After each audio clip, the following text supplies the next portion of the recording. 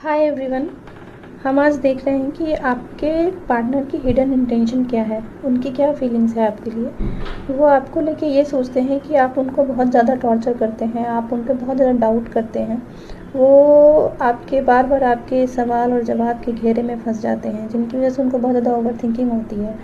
और फिर हर बार ऐसा उनको फील होता है कि हर बार वही आपके पास मतलब अपना सेल्फ रिस्पेक्ट डाउन करके आपके पास आते हैं। तो थोड़ा सा आप उनको समझिए, आप इतना ज़्यादा उन पे डाउट मत कीजिए, क्योंकि आपके पार्टनर जो है वो एक अच्छे इंसान है। वो अभी किसी चीज़ का वेट कर रहे हैं।